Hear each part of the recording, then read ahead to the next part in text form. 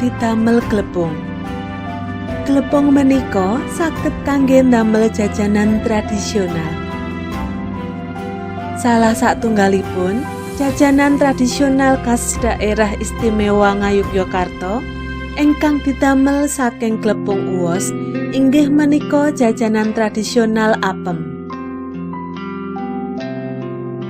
Bahan sanesipun kangge ndamel apem inggih menika klapa, santen, gendhis, lan tape.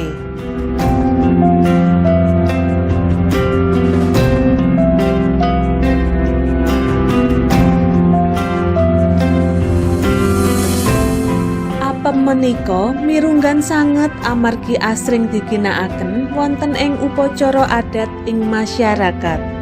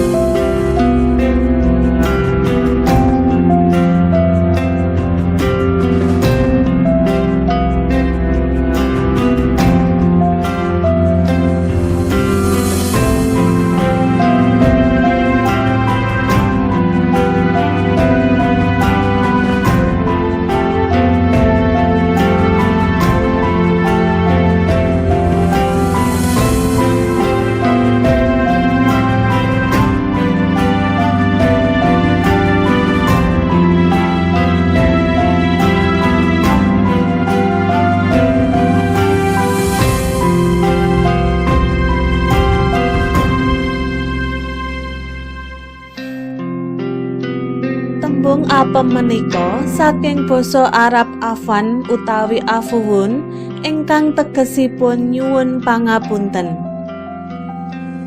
Priyayi Jawi rempit anggenipun nyebat. Pramila kasebat apem dumugi sakmenika. Wonten ing masyarakat, apem didamel kangge wujud raos syukur awit berkah ingkang sampun katampi.